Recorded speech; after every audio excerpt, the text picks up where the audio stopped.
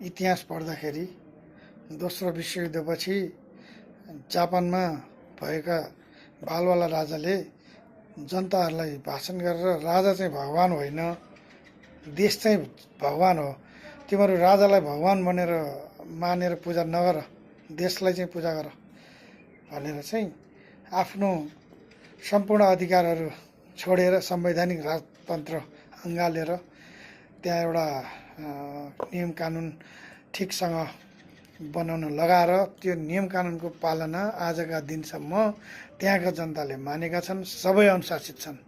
सबैको एउटै मात्र भावना छ कि देश देश देश देशभन्दा ठुलो कोही पनि छैन। त्यसैले गर्दा आज जापान जापान भएको छ। हाम्रो देशलाई एकचोटि हेरौँ त, हाम्रो देशमा खुट्टा तान्ने प्रविधिभन्दा बाहेक केही पनि छैन। 2046 सालपछि यता आइसकेपछिका नेताहरू कोही आजका दिनसम्म जिउँदैछन् है।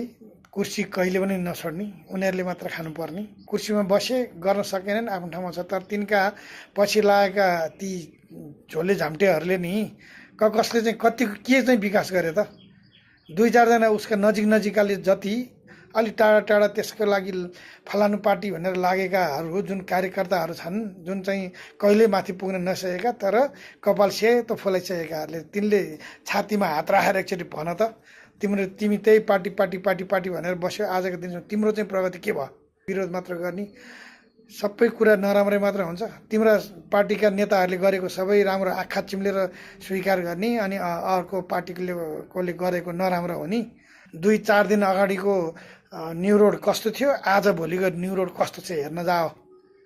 तिमीहरूका झोले झाम्टे ती यहाँ मनमा यदि हरि छ भने गर न, त्यहाँ गएर ट्राफिकको काम आफै गर।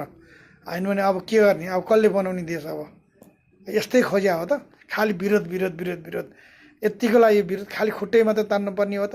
आफू कुर्सीमा बसेर के चाहिँ लसार्यो त यत्र वर्षसम्म? पुरा अवधि चाहिँ पाएको म्यान्डेट अनुसार पुरा गरेको कुनै सरकारले देखेका छौ? तिमीहरू सबै ती पार्टीका नेताहरू खालि आफूहरू खान पल्केका, देशको माया नै छैन, खालि विरोध विरोध विरोध। खटाओ त आफ्नो कार्यकर्तालाई, ल खटाओ। अबदेखि सबै बाटोमा सबतिर चाहिँ नि के अरे ट्राफिक व्यवस्थापनको लगायत कृषि कार्यदेखि लिएर सबै काममा तिम्रो कार्यकर्ता खटाओ त।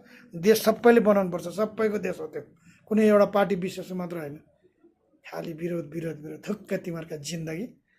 खालि नेताको चाहिँ पछि लागेको छ, त्यो नेताले अलिकति पितिक्क हगिदिएर खाउँला भनेर थुक्क